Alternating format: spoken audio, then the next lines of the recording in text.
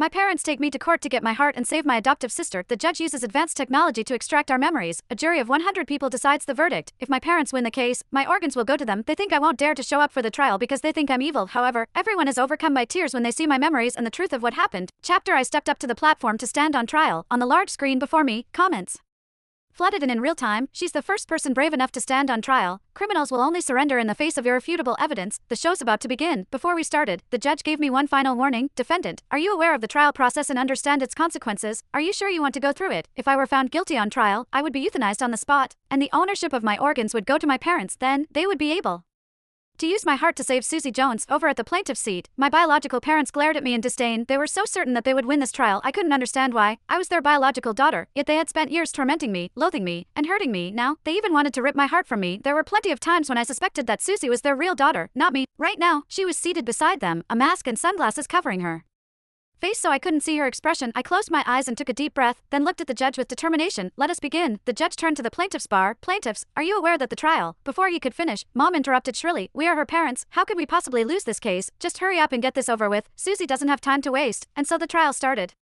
The first charge was brought against the defendant: refusal to fulfill her familial obligations, neglecting her bedridden father, and selfishly indulging in a decadent lifestyle. On the screen, my mother wiped tears from her eyes as she described the details of the charge. Our family was not well off. My father worked tirelessly to put me through school and college, yet when he fell gravely ill, I refused to see him. Using the excuse that I was busy with school, I failed to send money for his medical expenses, which caused him to sustain a permanent disability in his left leg. OMG, how cruel. Such an ungrateful brat. What a waste of education. The comments were brutal. The screen showed how my mother kept calling me, even bringing my disabled father to college to look for me, all to no avail. Even the judge frowned at that. On the plaintiff's side, my parents looked smug. I saw Susie lifting her chin slightly. I sat quietly on the defendant's chair as the staff swiftly attached the memory extraction device to my head. Electricity buzzed. I felt a sharp pain stabbing through my brain. I pursed my lips tightly, making no sound. A few seconds later, two large words appeared on the screen. Not guilty. The screen was flooded with question marks from the audience. How can she not be guilty? My mother lowered her head guiltily. My memories played across the screen. When I was 8, Susie came to live with us. She and I, along with her parents, had been in a car accident. Her parents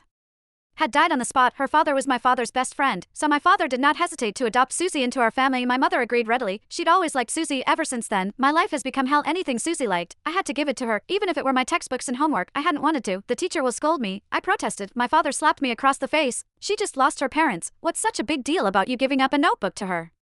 Before our final exams that year, Susie took a liking to all the pens I owned. I refused to give them to her. My father grabbed a broom and beat me with it. You heartless, selfish girl, what's the big deal about these pens? Give them to Susie. As I screamed in pain, my mother hugged Susie and comforted her while she cried. It's all right, I'll buy you brand new ones. Eyes red, Susie said. But those pens look like the ones my mother gave me for my birthday. Shaking, I gave her my entire pencil case. Stop hitting me, I cried.